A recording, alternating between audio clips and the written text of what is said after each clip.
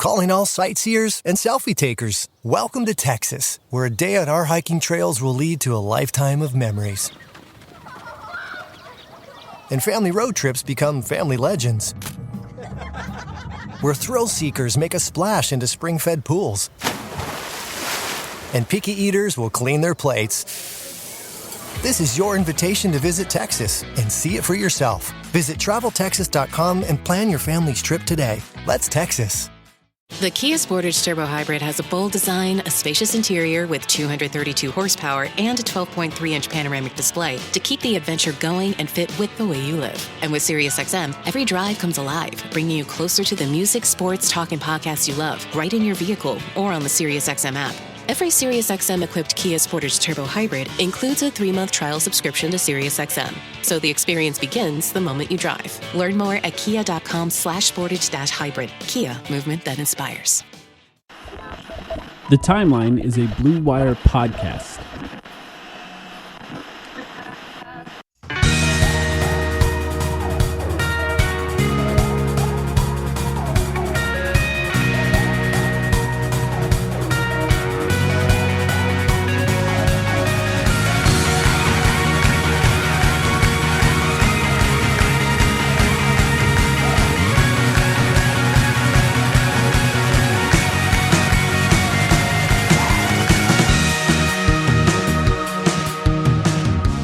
Welcome to the Timeline of Phoenix Suns podcast. My name is Mike, here with Sam.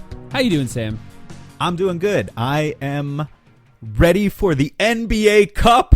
Did you ever think you would say those words as a fan of NBA basketball or the Phoenix Suns? It's our official NBA Cup preview podcast. I did not at all think about this podcast that way. I guess it's something I could have thought of. For this, I am ready. I am excited. I think there is like a level of excitement that's zapped in that we're playing against a team that has won 15 games in a row. Don't even think about it. Has only lost one game this season. Hasn't phased me once. We almost got them last time. Lost last time to OKC by 4 points. Actually, I was looking through OKC's game log recently, and it's like 20-point win, 18-point win, 36-point win, 4-point win against the Suns. So we almost got him. We're like the only team recently that's almost got him. We'll see what happens tomorrow. Yeah. Obviously, it is funny that the only team that beat them is Portland, right? Who is like, they've won like 6 games this season. Yeah, they're like 9-15 and everyone's creaming over whatever. But yeah, stuff is on the line. I think it's exciting for us as fans. Obviously, there's incentive for the players with a little bit of extra cash. I heard Matt Ishbia say he's going to give every season ticket holder 25,000 hot dogs if the Suns win the NBA Cup. So, incentive for the fans as well. And I don't know, man. Where do you want to start with it? Minnesota. We got to talk about the game. Okay. I said this online. The 2 best wins of the season for the Phoenix Suns this season have been against the Minnesota Timberwolves. The first game, of course, was the insane comeback fueled by Jordan Goodwin, Colin Gillespie, and Royce O'Neal. And then this game, going into it, they're fully healthy, quote unquote. Of course, Anthony Edwards was sick, but he had 40 points. Like, he was fine. Going into this game, they're fully healthy. The Suns are missing Devin Booker, Jalen Green. They're 2 best offensive players by far. We think. We haven't seen Jalen Green, but I think we can be pretty sure that he is their second best offensive player. And they beat them. It ended 108-105. I never really felt as though the game was in jeopardy, even in the moments. That's a crazy thing to say. Did you feel like it was? Yes, I really didn't. Yes. I mean, look, I'm glad they won. Obviously, we all know who I was rooting for, but yes, I felt the game was in jeopardy. For sure. They could have blown that game against the Wolves. I guess I had very little faith in the Minnesota Timberwolves. That's part of it. Well, I do think there's an interesting conversation to be had about the Minnesota Timberwolves, kind of, from a 10,000-foot look at them as a team, because they're definitely not where they want to be. I believe they're currently the 6th seed in the Western Conference. They're 1 game ahead of us, the 7th seed in the Western Conference in the standings right now. And one game ahead, the Suns own the tiebreaker too. Exactly. Now, where I was going to go with that is it's so important now. No, you're good. It's important that the Suns were able to get these 2 games against Minnesota because, look, we're all having fun. It's a fun season. We hope they keep winning.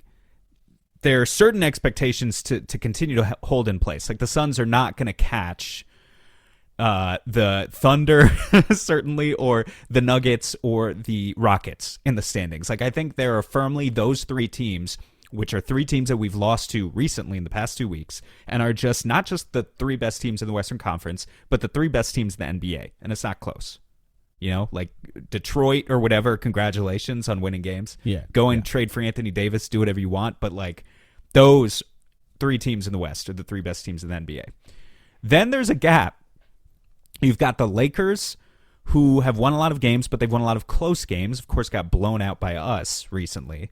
There's who's the fifth? Do the seed even? Suns still have a better net rating than them? Now I have to check that. The Lakers, I think they do, but I'm not 100% sure. There's the Spurs. That's the team I forgot about, fifth, who actually are doing a good job of winning games without Victor Wembanyama, but I do think his health is going to loom over their season as a whole. You know, I think they're going to be a mainstay of the Western Conference for the next half decade or whatever, but like they're just a really young team right now, and they need Wemby to be great and available, and he's not always available. And then the sixth seed, Minnesota Timberwolves. If there's any chance that the Suns have to snatch a sixth seed from someone so that they don't have to even play in the play-in, I can't believe we're having this conversation now. Maybe it's still too soon for it, but there's a real chance here to, you know, take the sixth seed from the Timberwolves and like force them into the play-in if you're the Suns. And that's crazy that we're even here. I mean, yes, in some senses it is too early. In another sense, they just got through Oklahoma City, Denver, Los Angeles, Houston, Minnesota. So like that, and then now of course they're going to play OKC again, but after that OKC game, that is definitely without any shadow of a doubt the toughest stretch of the schedule right there. They play what you described as the three best teams. They played 4 games against them, plus Los Angeles, who you said is above them, as you noted, and Minnesota, who's above them. So this is all teams that are above them in the standings. And then, you know, OKC again tomorrow. We're recording this Tuesday night. So yeah, it's too early, but at the same time, you know, it's in some ways it's not. Because we've seen what this team could do against teams that are objectively worse than them. They seem to do a good job against them. And then, you know, the Los Angeles Lakers, like you said, without Devin Booker, they destroyed them. And then the Minnesota Timberwolves, without Devin Booker, they beat them. They can pull out wins when you don't expect them to. And I think it's fair to have a conversation about whether they're definitely a play-in team now. Like, we don't have to question whether or not they are. No, I mean, they're like, we're already, look, catastrophic things, knock on wood, could happen to this team. And obviously we hope they don't. But they're already like 6 games ahead of whoever's in the 10th seed right now, right? Something crazy would have to happen for the Suns to be lower than the 10th seed in the Western Conference by the end of the season. I think we can say that now. Yeah, I mean, even if you're just not talking about like just what could happen, just in the way that they're playing and the way they look like a team that belongs in the playoffs. And that's just how it's looked so far this season. They beat bad teams. And for the record, that's what I was about to say about Minnesota, though, is that I think the Suns are in exactly the same tier as Minnesota, which is surprising. Minnesota is a team right now that, they have star talent, but they've been overhyped and they beat bad teams, and that's all they can do. Yes, they're 15-9 on the season.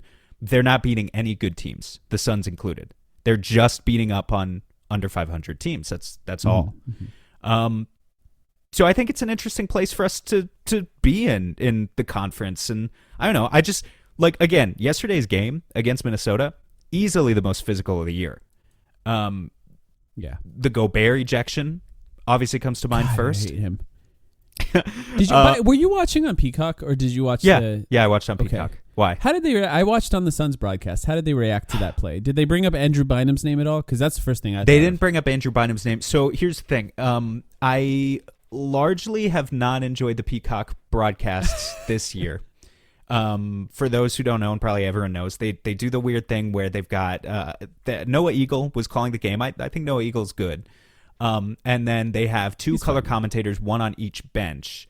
And one of those color commentators was Austin Rivers, who I think is just very much not good at this. That's okay.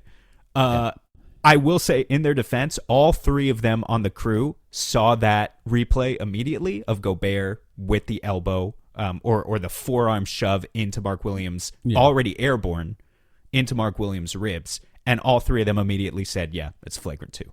So that's how they reacted to that. They weren't like very, very not basketball. Yeah, they weren't like, oh, this is Ron Artest on James Harden, like, cocking back the elbow and slamming him in the temple of the head or something like that. Like, it wasn't that bad, but it was like, yeah, how is he going to Bynum argue on that? JJ Barea. For those who don't know it, look up those two names, Bynum, JJ Barea, when the Lakers were getting eliminated in the Western Conference Finals for the Dallas Mavericks to make the 2011 Finals. It was the last relevant play of Andrew Bynum's career, where he essentially did the exact same thing to JJ Barea, but big difference here.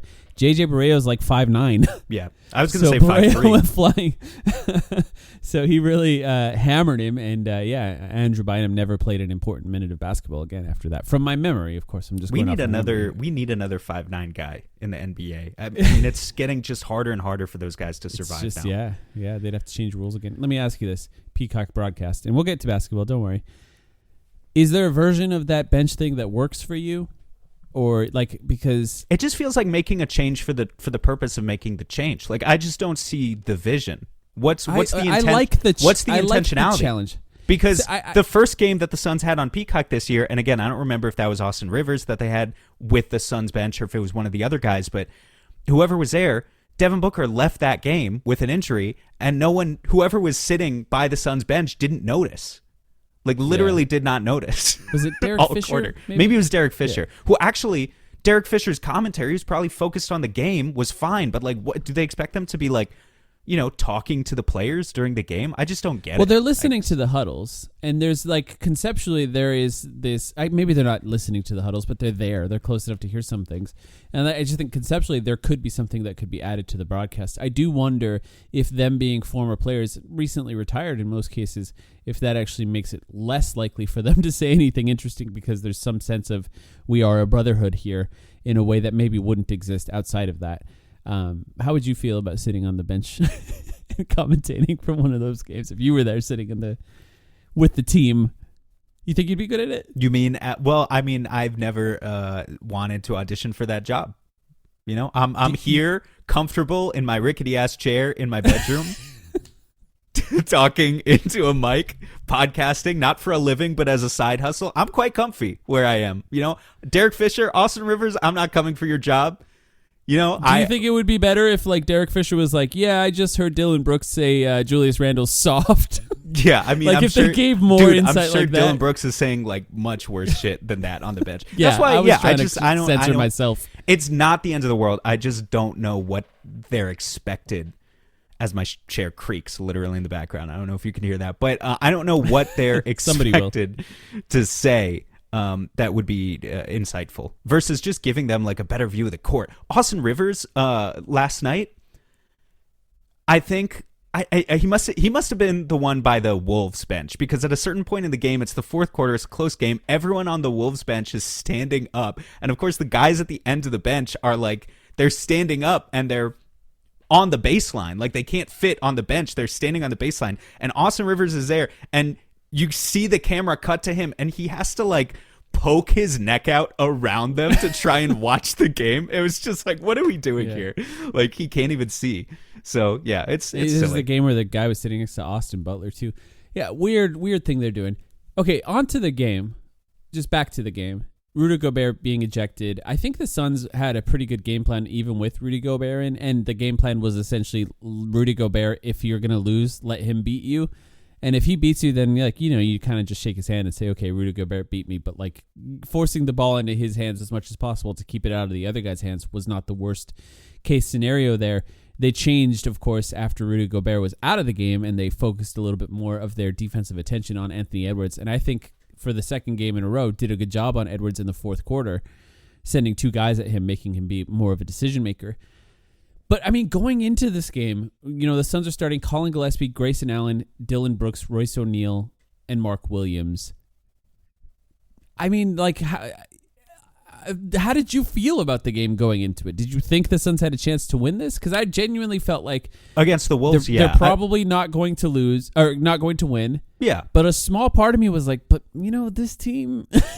I these knew guys are the guys who make winning plays, the guys that are playing in this game. Exactly. I knew what the odds were, but with this team at this point, it's like you just know that they have I don't even know if it's the talent. They just have the will that they're going to pull out some wins that they shouldn't, especially with that crew. Like, remarkable the way they continue to find, and they don't take a lot of shots at the rim without Booker and without Jalen Green, you know, and like that's what really makes their offense stagnant sometimes, and it reduces their offensive rating, and they have to rely on. There's some really funny stats about Dillon Brooks led offense and his usage rating in these games without Devin Booker and all that. Yeah.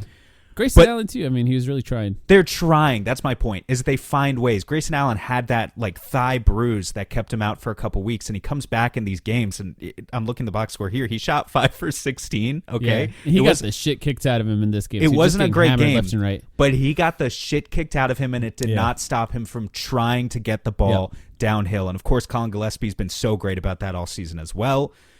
Dillon Brooks kind of more settling in the mid-range, but also was really tough, also getting the shit kicked out of him.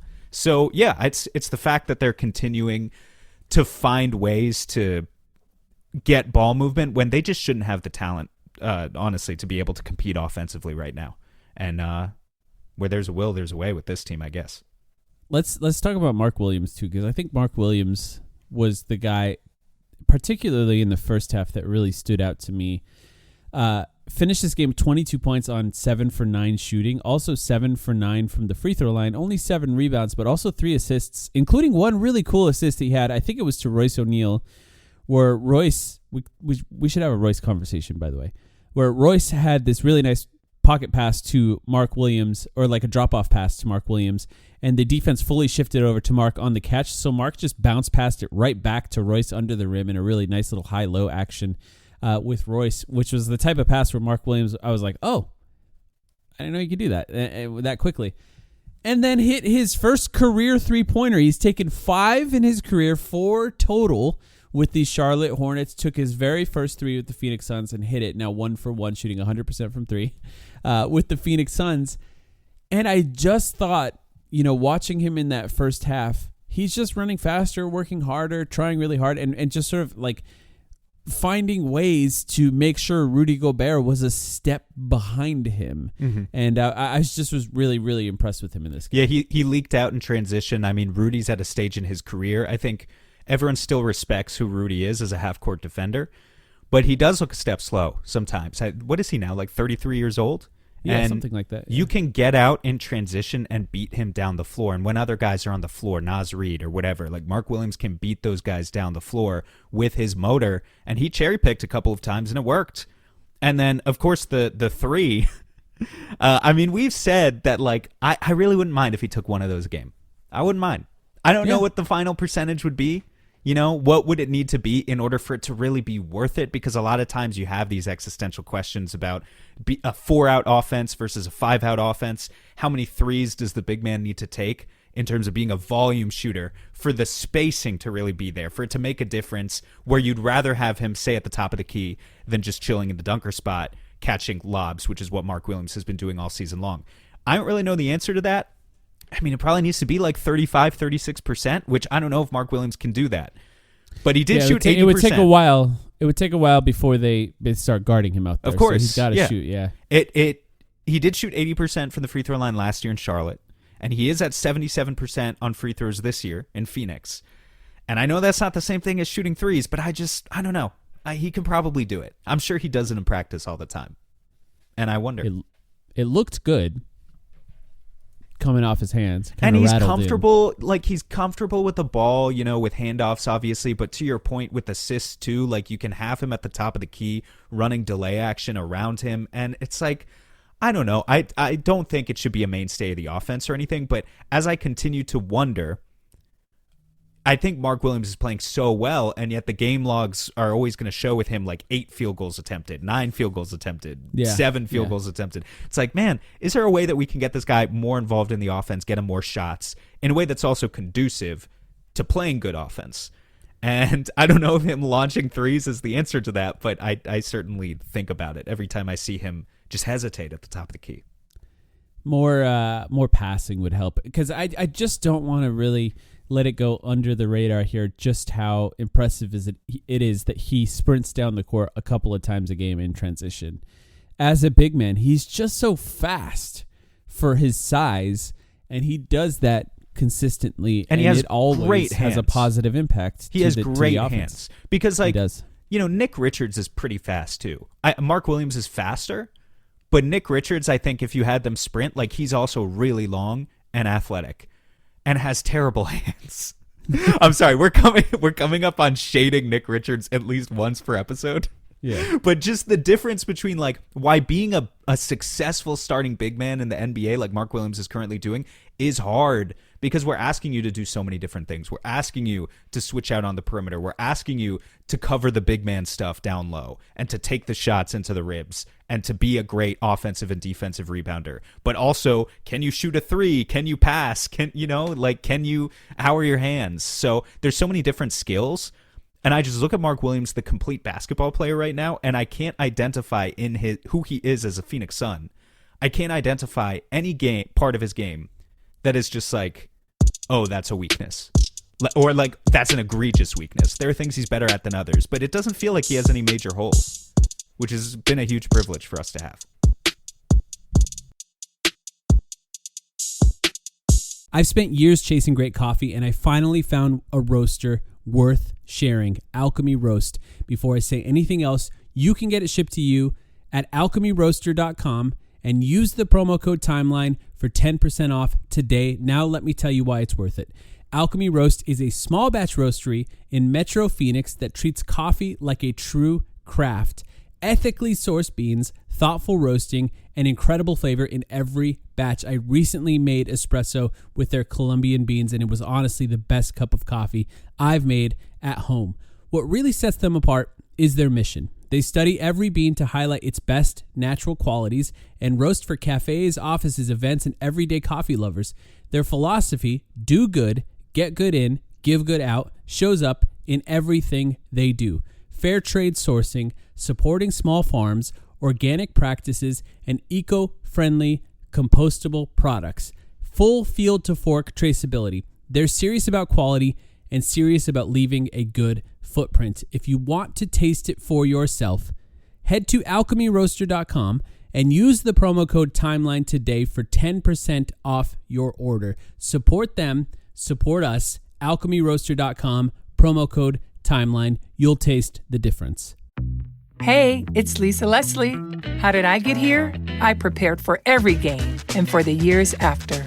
Invest in your future with SPY, the original S&P 500 ETF from State Street, the official ETF partner of the WNBA. Before investing, consider the fund's investment objectives, risks, charges, and expenses. Visit statestreet.com/IM for prospectus containing this and other information. Read it carefully. SPY is subject to risks similar to those of stocks. All ETFs are subject to risk, including possible loss of principal. Alps Distributors, Inc. Distributor.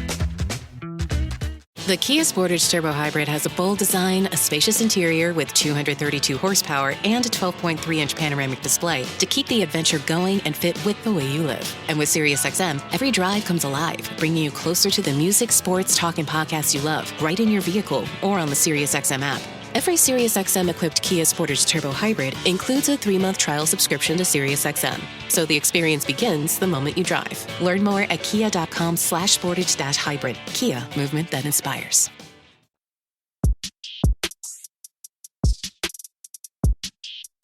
Let's talk about Royce O'Neal. Let's start here. Okay, in this game, he had 11 points, 8 rebounds, 5 assists, 2 turnovers, 2 steals, 1 block. It's a weird thing with Royce. Like, what is Royce now? Like, what kind of player is he now? Because I do feel like he's only been on the Suns for a few years now. And I feel like his role and what he's expected to do has already dramatically shifted. First of all, his pick and rolls. I did not know he was this good of a little pocket passer, lob passer to big men. I feel like he's actually assisted Mark Williams quite a bit recently and does a pretty good job with sort of look-off passes and shovel passes and pocket passes directly to the big man. That's been good. Second of all, high volume three-point shooter, unafraid to launch from three. What is it? 80+% of his shots come from the three-point line at this point. 83. He's always been, like, going back to his Utah days, Royce O'Neal has always been 60, 70% of his shots coming from three.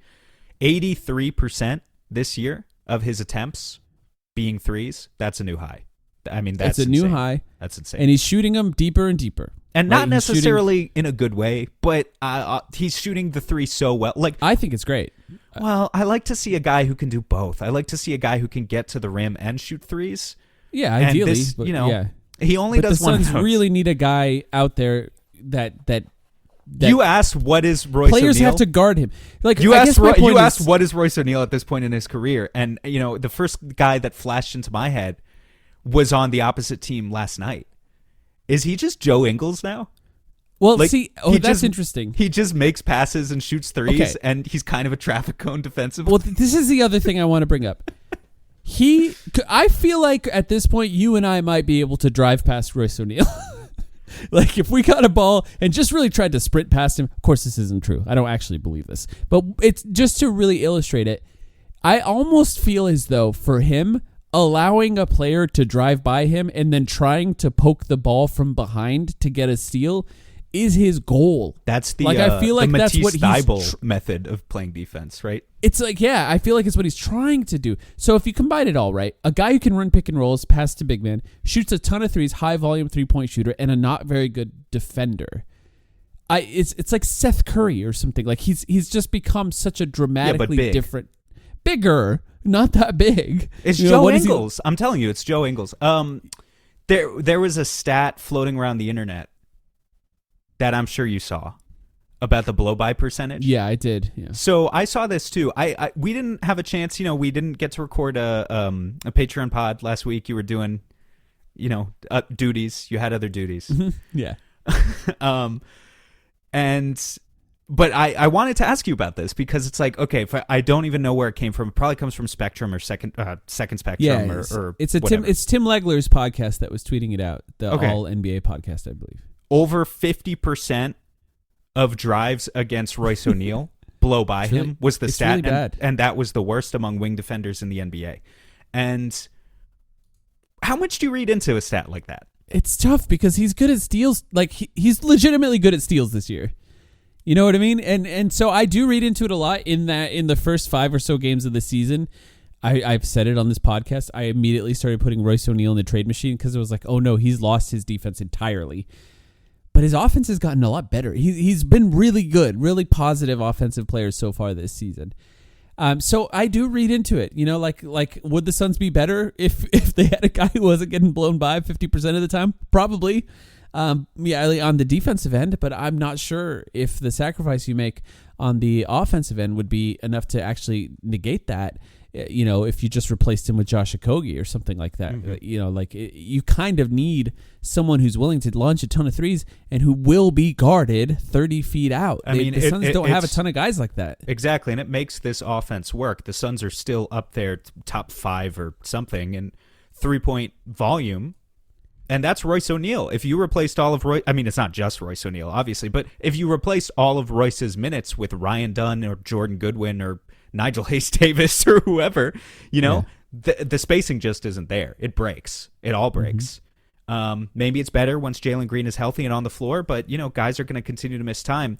And it brings up a good point, too, of like, God, I am not well sourced today. Was it Gambo who said that maybe the Suns are going to look at the deadline this year as a way they want to take on bad contracts? Oh, I don't know about that one. Yeah, I may have missed that one. This might not have been officially sourced. I don't know. Someone in the Discord said that Gambo said. So Okay. this is I was off the multiple- Discord today, I guess. Yeah. multiple degrees. Now, this was like a week ago. Multiple degrees of separation. Just saying that, you know, the Suns would look into taking on bad contracts at the trade deadline as a way of adding assets, adding draft picks, which of course they don't have a draft pick this year. I think they have Denver's 2nd round pick, which is going to be like 55th overall, and that's it for this year. It's tough. Yeah. So that's a really tough thing because, of course, that would be easy if the Suns had any cap space to absorb players into, but they can't do that. So, you know, on the one hand, they want to be a good team and a playoff team. On the other hand, if they're serious about that, if they want to take on any sort of bad money in exchange for like a late 1st-round pick, I mean, that would probably be like a Royce trade, right? Like, Royce, is there some team out there that would trade, you know, a bad player, just an objectively terrible player who makes $10 million and a 1st-round pick for Royce O'Neal? You mean because you're not Jonathan getting Kuminga? that. You're not. What'd you say? Jonathan Kuminga. Jonathan, sure, something like that. He's getting 'Cause DNPs now. I'll just tell you right now, you're not getting it for Nick Richards. You know, Yeah. there's my second shot at Nick Richards in half an hour. Yeah. Who's a good team that has bad money? I mean, that's kind of I don't know. that would take some research. Yeah. And then you're gonna have fans who are like, well, let's go in the other direction. Let's make a play at Anthony Davis, and I'm good on that. I'll just say. Yeah, I mean, I go back and forth. I'm gonna be honest, because like the idea of doing, like, essentially in the rotation right now, because Jalen Green hasn't played, essentially replacing Royce O'Neal with Anthony Davis, because you could do Malawach, Jalen Green, and Royce O'Neal basically. That does nothing for you. You Anthony Davis would play 11 games. It would be literally. You're right. It But would what be if he the- doesn't? it What if would he be- plays more? He's really good right now. Like, he Then looks if he, good then on if he Dallas. doesn't, you lose in 5 games to the Rockets in the first round. I don't know. Like, just, Yeah, I'm good on you're that. right. It's Truly. true. It's true. Let's learn from the mistakes of the past a little bit. We're still on the starters here. You know, we talked about Mark Williams and Royce O'Neal. And shout out Royce. Like, I don't even think it's necessarily that bad. I do think his defense, like the extent to which it disappeared, and this happened halfway through last year, I thought it was an effort thing. You know, I really did. We talked about it after the trade deadline.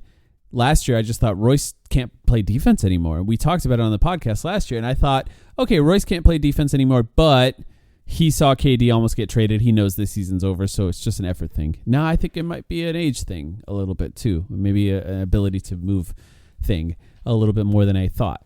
But I do think he's still playing well and overall has been a positive on the team this season, and that's just a credit to his offense and how much he's grown there. Maybe when the roles are set a little bit more, if this team ever is healthy, we can see guys get back to their normal roles. And a guy that is really, I think, emblematic of the role change that has resulted from the injuries is Dylan Brooks, who shot 20 times in this game and finished with 18 points.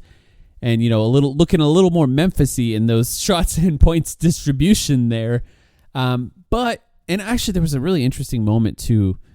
They didn't talk about this on the Suns broadcast, and I think based on what I've gleaned online, they did talk about it in the Peacock broadcast, where Brooks was shooting a little too much and passing a little too little, and the Minnesota Timberwolves started kind of doubling him anytime he entered the post, where they took him out. Jordan Ott took him out of the game.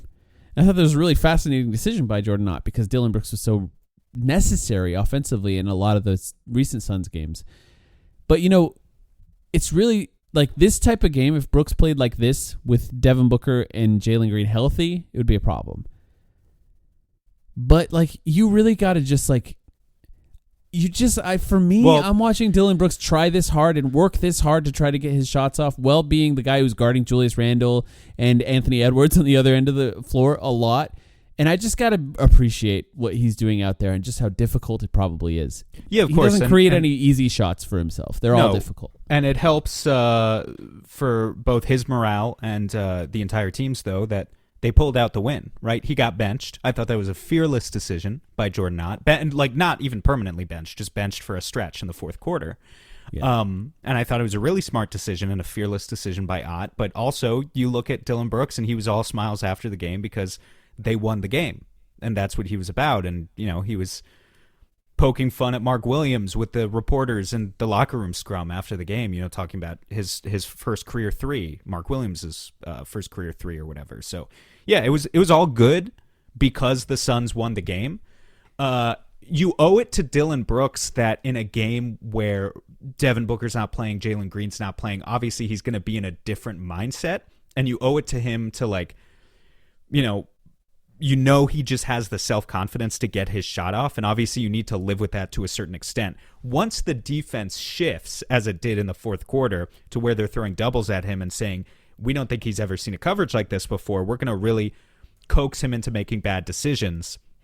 You can't blame Jordan Ott at all for, you know, going away from that and kind of realizing that he was shooting them out of the game at that point. Yeah, and the turnovers, too. He had a couple Actually, what did he end with? 2 turnovers, but like at bad points of the game because of the doubling. Actually, looking at his stats and seeing only two turnovers is pretty impressive there. I do wonder, because those doubles started coming for him late in the game, I do wonder if that's something that other teams are going to do a little bit earlier. Like if Devin Booker's not playing against OKC, which I don't think they've announced yet, right? I haven't seen that at least. He's questionable. Okay, so he might play. Okay, so if he's not playing, I wonder if OKC just starts sending 2 guys at Dillon Brooks every time he starts dribbling into his defender. Because why not? If anyone can. He might turn it over like 8 times if that happens. Yeah, that could happen. Yeah, so we'll see if that ends up happening. I appreciate what he's doing. Like, somebody has to be out there taking those kinds of shots that he's taking, and he hits quite a few of them, and he's done a good job this season. Not his best offensive game in this one. The stat that I saw posted from Dan Devine last night was that Dillon Brooks has a 39% usage rate when Devin Booker is off the floor this season, which would be equal to mid-1980s Michael Jordan. It's actually more, yeah. Yeah, in terms of his usage. So, that's what you're getting, but you got to live with it because, like, you look at the rest of the team and other guys, Colin Gillespie aside, gotta say it. He's doing his best. But a lot of these other guys just don't really have the confidence to take the shots. So, yeah, he's got to force it. There was moments, and I think this is a credit to Dillon Brooks' influence as well, but there was moments in this game. Colin Gillespie played 33 minutes, which was the most of any of the starters, by the way. The Suns have gotten such good bench production that they really evened out the minutes in this game. In the fourth quarter, after 30-plus minutes, Colin Gillespie was still guarding guys full court, picking up guys full court, and then expected to do as much as he was doing on the other end of the floor.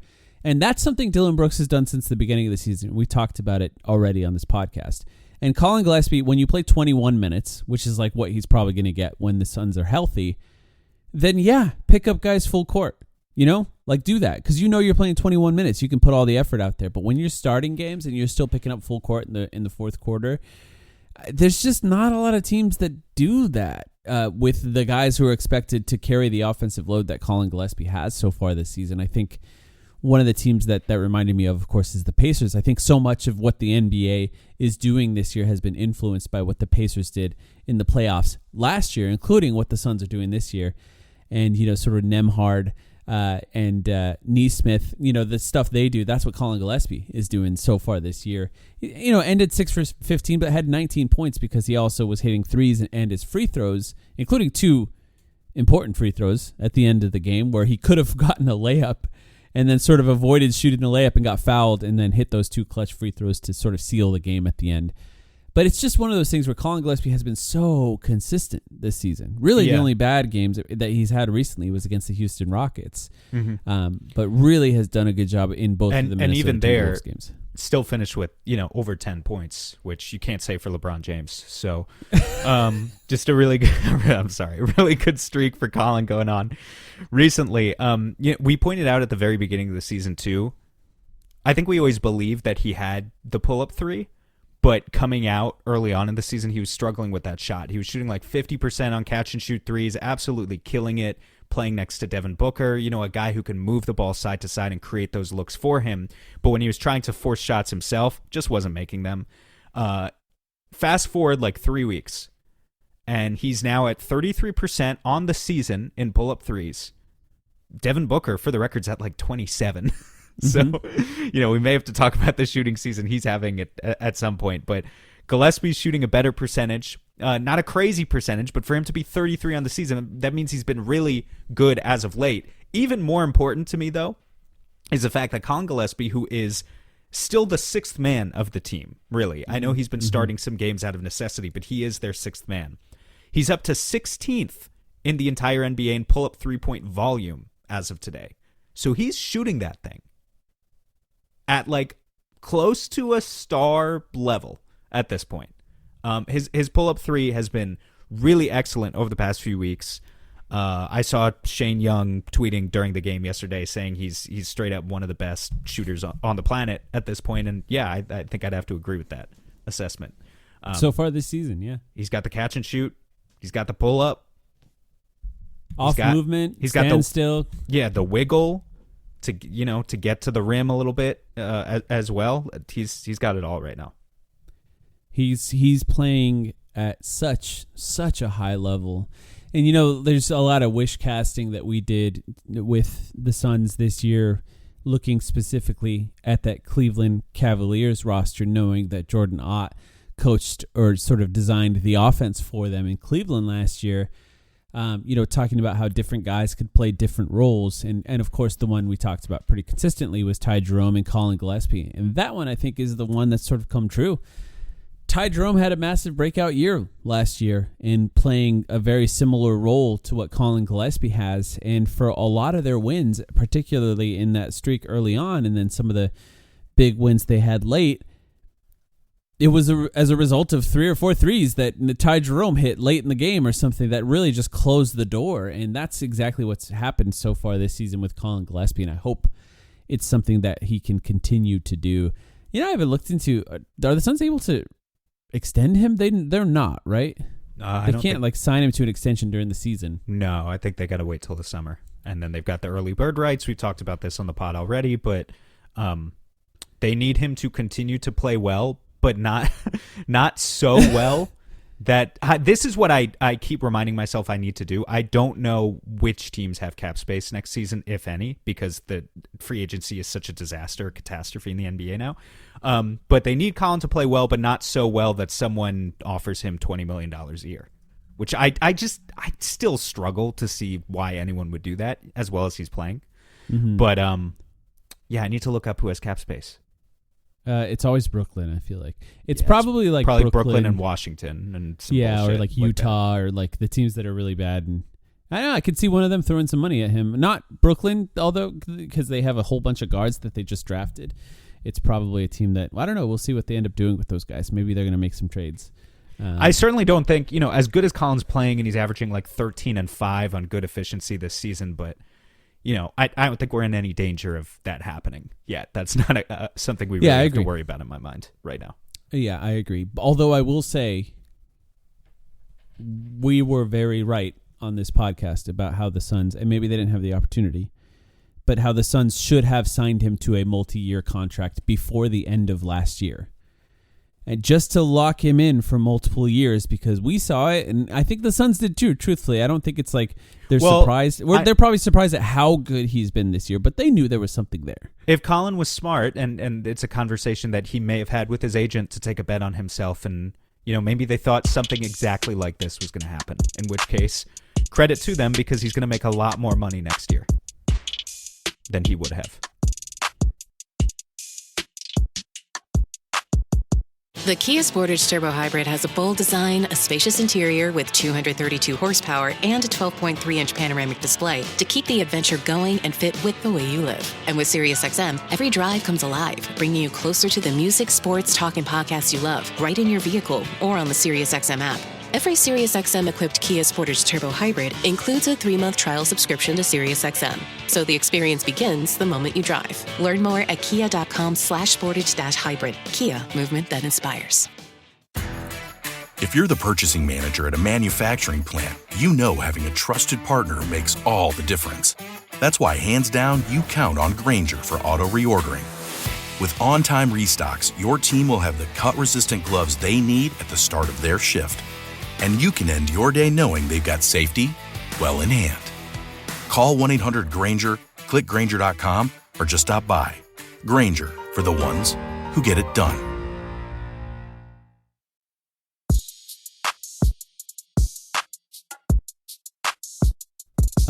We have yet to mention Jamaree Bouyea. Hell yeah, we got to talk about Jamaree Bouyea. What do you think of Jamaree Bouyea? I know you wanted to talk about him. We talked about it before the pod. Well, first of all, congratulations, because he won this week's. We couldn't record a Patreon episode this week, so we just left the Hustle Player of the Week voting up to the fans, and I looked at where that poll was sitting just before we came on and recorded here. Jamaree Bouyea won this week in a landslide. We're going to talk about that on our Patreon podcast, because I have thoughts on that, but we'll talk about him now. You have thoughts on the voting process? Yes. You want to talk about the electoral? Yes. You want to talk about the voting machines? Who owns the voting machines? Like, what do we have to talk about there? I'm just suspicious. I'm just a little suspicious. Okay. Yeah. All right. Well, we'll talk about that. We'll hash that out later this week. Jamaree Bouyea, as a basketball player, I think it's important for people to remember that he's new to you as fans, and he's new to us as fans. We're deep fans of the NBA, and Jamari Bouye was completely new to me when he signed with the Suns. I was like, who is this guy? I need to look up something about him. But to Jamari Bouye, the struggle has been personal, right? Like, the journey has been long. This is somehow Jamari Bouye's 6th NBA team.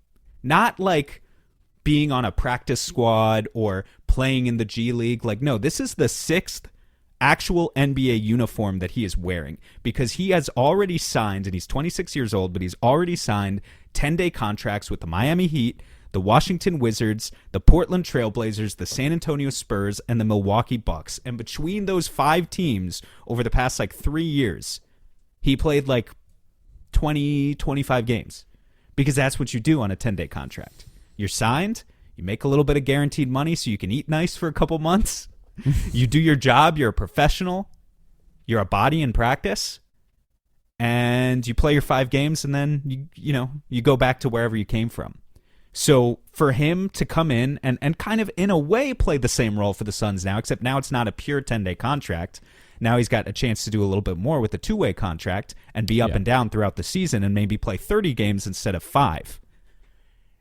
It's a big moment for him in his career, but the blood, sweat, and tears that got him here, it's easy for us to forget about that as fans, I think. And so he's been such a fun story. I mean, he's just been really good. In the last 6 games, 16 minutes a game, 9 points, 2 assists, a steal, 66% from the field, 57% from deep.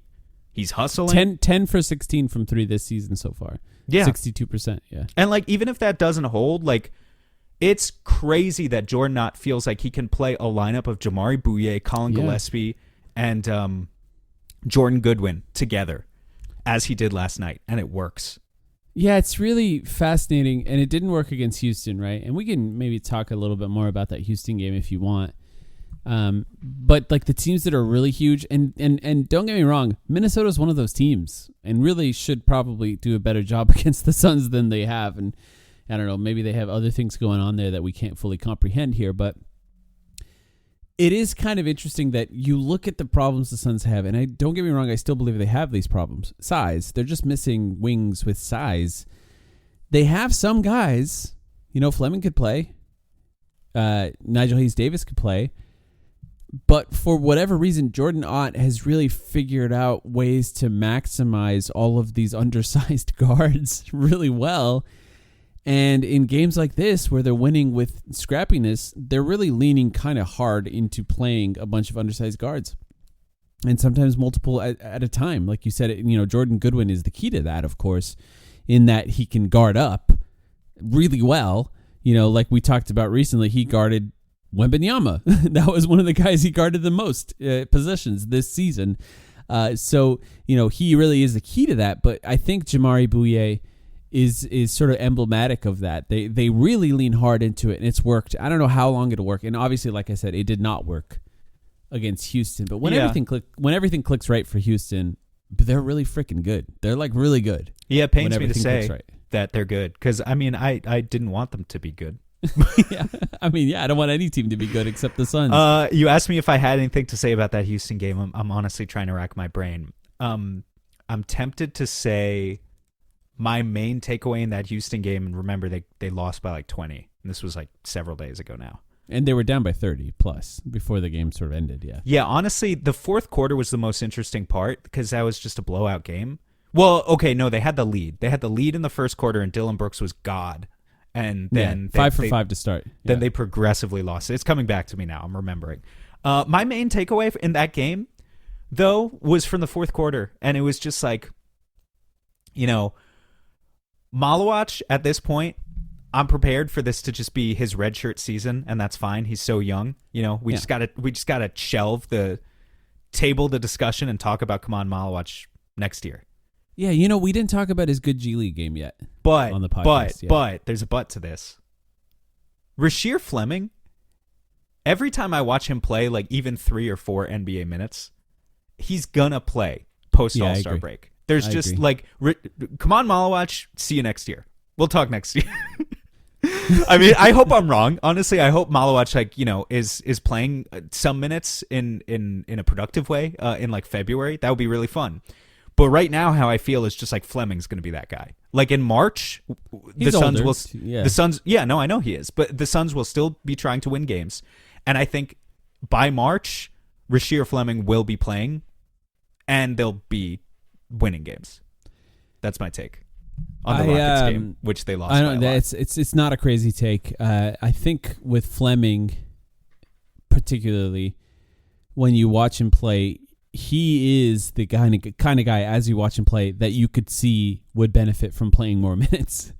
And it's not to say that every player would benefit from that, but a lot of the mistakes that Fleming tends to make is just not knowing exactly where to be on the floor with his teammates at specific times. But when you watch him do those things, it's not for a lack of effort, right? He's not just like Rui Hachimura freezing on the Washington Wizards, remember?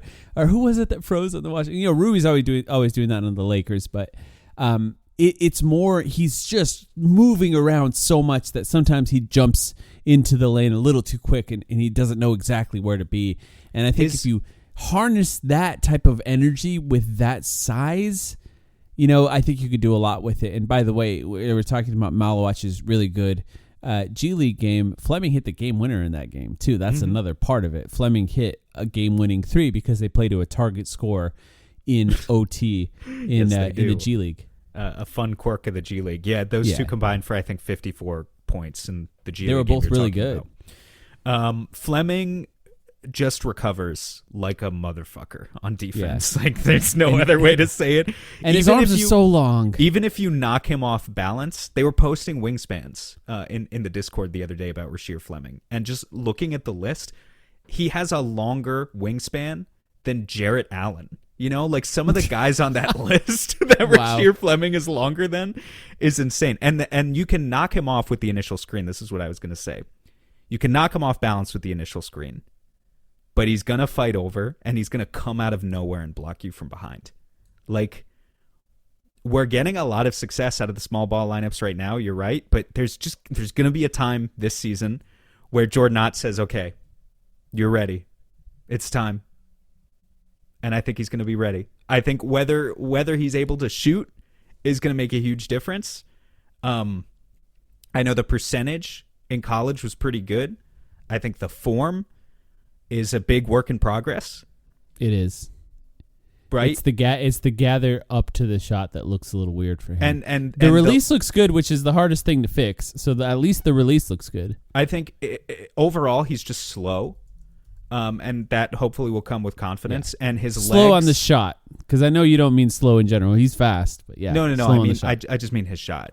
Yeah. But his legs are in a slightly different position every time, right? He doesn't have a consistent base, and that's going to be important. But I don't know. I just have a lot of faith in Rasheer Fleming. So that's all I had to say about the Rockets game. Did you have anything else fun from that game to take away? It wasn't a fun game, so not really. Three G League games for Rasheer Fleming so far. He's shooting 7 threes per game in those games and shooting 38%. It doesn't always translate exactly like that, but that's what he shot in college. So, there's a lot of evidence that he might just be a 38% three-point shooter, and that's just something that he's capable of doing, which would really, really, really help his career. But I do think, he's got straight-line drives. He's got pick-and-roll type game that he's capable of, too.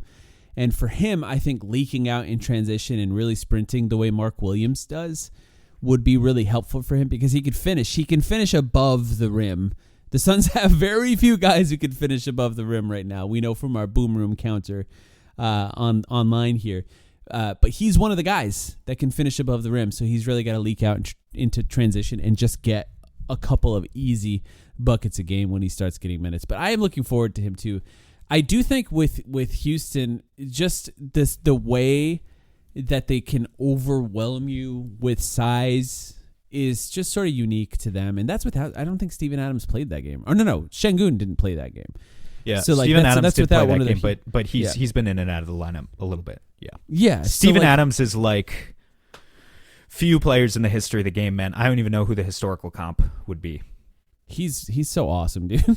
He's so great. He did flop on Dylan Brooks though. which I don't even remember which game that was, but kind of a funny moment.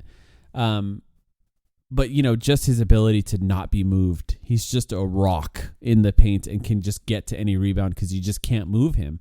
And his screens are so solid. He's just a guy that would be great on the Suns team, by the way.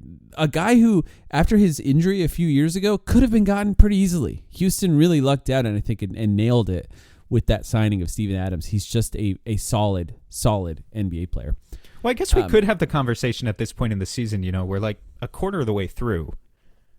People are starting to talk about Giannis trades and Anthony Davis trades, and I don't know, maybe it's going to be the biggest trade deadline of all time, breaking the record of last year's trade deadline. We'll see. That would be pretty difficult. Is there anything you're like hankering for right now? A backup for the Suns center to would do? be nice. Like a Nick Richards replacement. Why It's trade just for Oso's one? been good. Why not just like let Malawach try? You're probably right. You're probably you right. want to trade for? I guess my point is to what I said earlier. If they moved off a guy to get some picks, I wouldn't mind. I don't really feel like they need to do anything right now. It's just, no, I know what you mean. Like, because like you could say, like, let me ask you this: if Julius Randle was available, are you interested? No. Why not? What am I moving to get him? Let's say Grayson Allen. I don't know how to get to his salary. Royce O'Neal, and I don't know. Why does Ryan Dunn? Minnesota do that? I don't know. shoot It more sounds like they threes? might be interested in trading him already. So there's just some. I hope I'm not spilling something that I don't think I am. I think that's been actually reported rumors. I guess I'm not even completely saying that I'd be interested in him. I just think Julius Randle has size. He's big. He can create shots. And I guess the question would probably be, would you trade Jalen Green for him? Because they probably make a relatively even salary, those two guys. Yeah, that's fair. Maybe I'd that's like what to I think. just see a little bit more of what Jalen Green is first. Yeah, I do maybe too. that's I really not think fair. that you can't rush a Jalen Green trade until you see him play now, which really sucks because like it would be nice to have a little bit more evidence before the trade deadline of what works and what doesn't. But we're not going to have much, it seems, because even if Jalen Green comes back soon, maybe Devin Booker won't be here yet. So, have we gotten any updates? It sounds like Jalen Green has had some working out, right? I haven't seen any other update on him. Yeah, it's probably been around 4 weeks now, right? I don't know if it's been. Yeah, it's probably been around 4 weeks. I can pull that up for you. So But yeah, I would. I don't know. I was just gonna say like I'm feeling pretty aligned overall, to use the word, the buzzword, and you could talk me into some things, but also just like a full season of the Power of Friendship doesn't feel like the worst thing to me. I the don't moment. disagree with that. Like even if it leads to them getting swept in the first round or something like that, like Jalen's game where he left with an injury against the Clippers was exactly a month ago. yeah. So we're right there of when they could start giving us more concrete updates. I never thought he would play before the end of the year based on the injury, just because I think being safe with this is the best approach. I'm kind of but, nervous like, about if it's after Christmas. They have 2 games against New Orleans. That'd be a nice time to get him back. I understand, by the way, it's the NBA Cup, and that's why Book is questionable for tomorrow. But like, I'm nervous about him coming back after 6 days with a groin injury or whatever it is. Yeah, and they said a week, and it doesn't seem like it's a tear or anything. Like they use real careful wording with that for Devin Booker. Let's talk about the Cup game before we finish this episode. The only thing we know right now is the Suns are playing OKC on Wednesday. And what I mean by that is there's 8 days between that and the next game because there's something else going to be scheduled within that 8-day gap, depending on whether or not they win or lose. There is, of course, a bracket. In fact, right now, as we're talking, there is the Eastern Conference game, which was Miami-Atlanta. Is that who it is? Wasn't Orlando in there? Maybe it is Orlando. But let me bring up the bracket. So what we do know is if the Suns win, they will play the winner of the other side of the bracket. So Orlando, Magic Heat, yeah. Orlando beat Miami, and Knicks Raptors. Those are 4 good teams this year. that's Knicks a and fun- Raptors the- are currently yeah. playing. That's a fun group in the East, actually. And then so Thunder, Suns, Lakers, Spurs is the west side of this. So if the Suns beat the Thunder, they're playing either the Lakers or Spurs in that one. And if they lose, I assume they play the loser of the Lakers Spurs. I don't actually know how the scheduling works beyond that. So I guess we'll just find out after that game is played what the next Suns game will be after that. I know for season ticket holders, it just says NBA Cup game and the date. That's all we know for those games. So we'll see who ends up being in that game. You mentioned it. The Suns did well against the Thunder.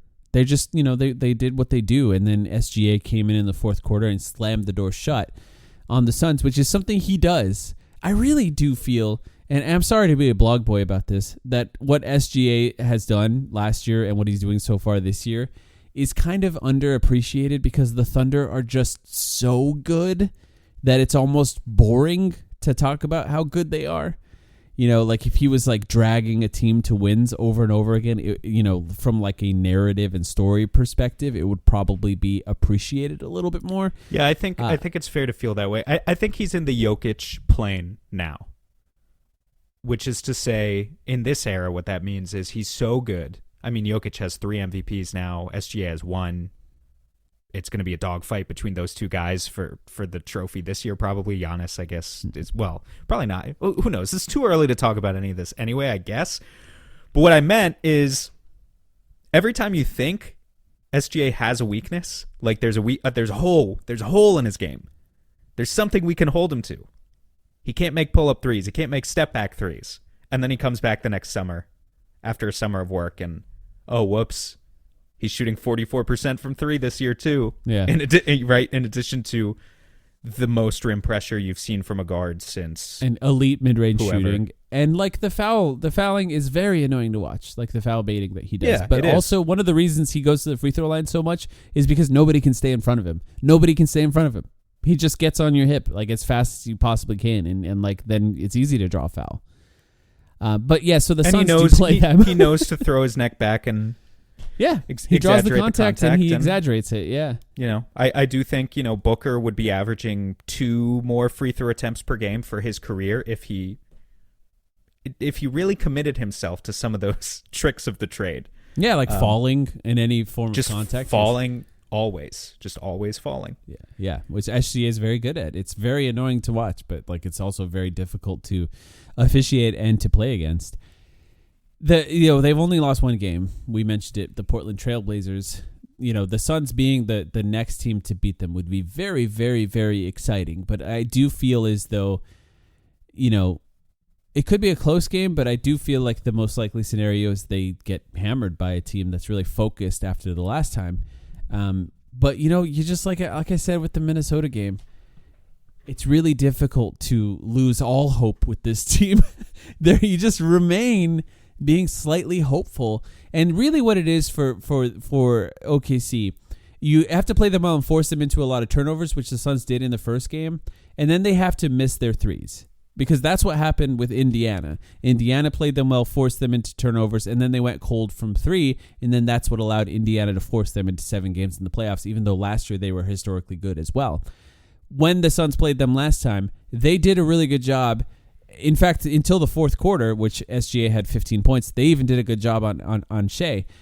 But they made their threes, and they made their threes pretty well. And if the Suns hit them in a game where they start missing those threes and they play to that same game plan that they played before, they have a chance in this one. Otherwise, it's tough. That was another thing I guess I could have said about the Houston game. If you go back to that one, is it's just like their game plan wasn't horrendous there. But they shot like 15% from threes overall and 20% on their wide open threes. And even if they made wide open threes at a normal rate, they still would have lost that game because they lost that game by 20 points. But it would have turned a 20-point game into like a 6-point game if they shot threes at a regular rate. And that's just what the Suns offense is going to look like in any game without Book and Jalen Green. Is it's going to be so reliant on the 3-point shooting that if they come out against OKC tomorrow and their shot is flat, it's going to get really ugly quick. And I'm looking right now, OKC is favored by 14.5 points in this one. Yeah. Which I think is understandable. I'm still looking forward to it. I do want to see what the Suns team can do. It's nice to have sort of relatively level or low expectations for it. A question for you, and then we can sign off here. As we go into this game against a team that's 23-1, in your time being an NBA fan,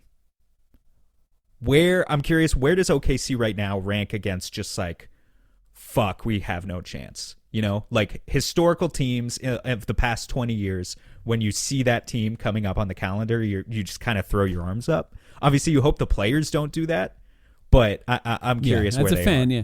I think they probably are. I mean, this season, they're probably number one. This season, they're number one. I mean, like in your entire time as a Suns fan. So dating back to like 2005. You think they're number one since that long? 2 decades? I mean, based on their win percentage, they are. It's funny. You know what's funny is like the 73-win Warriors obviously were so good, and you felt that way. The Suns did beat them that year, though, right? Yeah, they did. It's really funny. Yeah. And what I was going to say is like the Warriors with Durant a couple years later felt more unbeatable, even though they literally were like a 57-win team instead of a 73-win team or something, right? Yeah. Going up against the Durant, Boogie Cousins Warriors, just whatever year that was, 2018-19, just felt like shoot me in the head, you know? And they did lose a lot of games that year, the Warriors, relative to expectations. And then, I don't know, there was like other teams like the LeBron Heat just felt like a scheduled loss. Yeah. But I would put this team up there with, they're like the LeBron Heat. I think in particular, it's the defense that just makes it feel so inevitable. It's just so suffocating and so physical. And then they get every call in their favor too. Like, so, you know, every non-call in their favor too. So it just feels, 8-on-5 sometimes, even if, the Suns are allowed a little more physicality than they were in the past as well. It's just a tough team to play against. And they I guess I wouldn't know exactly quite where I'd rank them. I think the specifically the KD Warriors would be right there with them. And I'll be honest, I think I might rank OKC higher. It's just a crazy good team. I mean, they're going to have a historically good net rating if they keep playing at this pace. No, I get it. I mean, they just have more talent than the KD Warriors. I would take Isaiah Joe over KD as well. So I get it. Isaiah Joe did kill us last time. I hope he has a bad game. He's out tomorrow, as a matter of fact. Oh, he is? Okay, yeah, that's helpful for the Suns. I don't know if it's 15 KD also killed the Suns just a few days ago, too. KD was very good in that game. You're trying to make sure that they don't come after you. Don't worry, bro. They're not worried about you. I don't know if the Isaiah Joe injury is a 15-point swing in our direction, but hey, we'll see. Oh, I mean, I was hoping for a KD stinker in that game. It was the only chance the Suns had, truthfully, and he didn't have it in him. He had some good passes, too. All right, anything else before we go? I don't think so. Let's go and get him tomorrow. We'll get back to a regular Patreon episode this week as well. But yes, thank you, everyone, for listening. Back soon. Yeah, go Suns. Win the NBA Cup. Why not? It would be fun. They're not going to win a championship. Why not win the NBA Cup? I'd appreciate if they did that. But yeah, thanks, everyone, for listening. Back soon.